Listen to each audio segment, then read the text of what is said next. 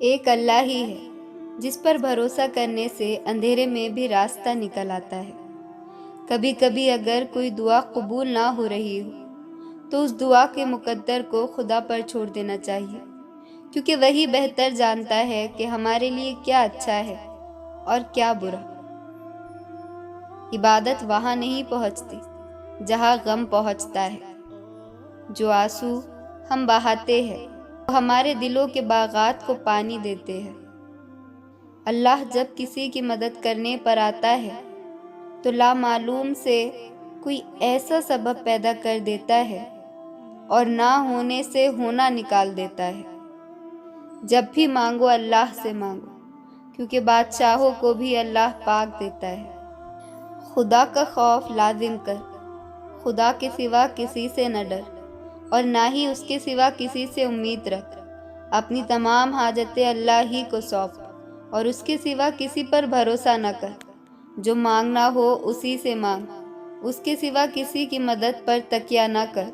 اللہ بڑی عزت و جلال والا ہے، توحید کو لازمی پکڑ۔ دیکھنا اللہ تمہاری ایسی مدد کرے گا کہ تم خود بھی حیران ہو جاؤ گے۔ وہ ہر ناممکن کو ممکن کرنے پر قادر ہے۔ تم نیک نیت سے مانگ کر تو دیکھو، آدھے سے زیادہ کام تو اس وقت ہی ہو جاتا ہے جب آپ کہتے ہیں یا اللہ مدد۔ اللہ اپنے بندے کو آزمائش میں ڈالنے سے پہلے آزمائش سے نکالنے کا وسیلہ بناتا ہے۔ انسان غیبی نصرتیں اور مدد تب تک حاصل نہیں کر سکتا جب تک اس کے دل میں غیروں کی ہدایت کی تمنا نہ ہو۔ نبی کریم صلی اللہ علیہ وسلم نے ارشاد فرمایا، جو شخص پابندی سے استغفار کرتا رہے اللہ تعالیٰ اس کے لیے ہر تنگی سے نکلنے کا راستہ بنا دیتا ہے۔ پریشانیاں تو آتی جاتی ہے اور آتی جاتی رہیں گی، بس تم اللہ سے امید مت ہارنا۔ جب بھی تقدیر سے شکوہ ہونے لگے یہ بات یاد کر لینی چاہیے کہ یہ شیطان کا پہلا وار ہے۔ اس کے بعد وہ آپ کو مایوسیوں کے اندھیرے میں بہت سہولت کے ساتھ لے جائے گا۔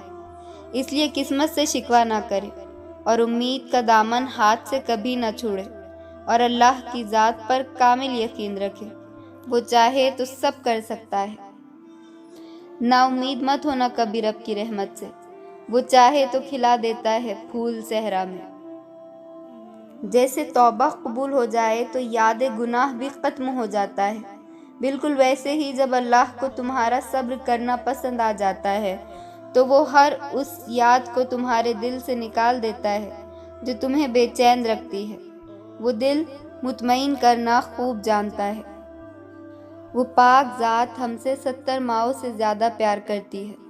وہ اگر تم سے کچھ دور کرتا ہے تو ہزاروں ایسی چیزوں سے نوازتا ہے جس کے ہم قابل نہیں ہوتے، تو بہترین ہماری سوچ میں بھی کبھی نہیں سما سکتا۔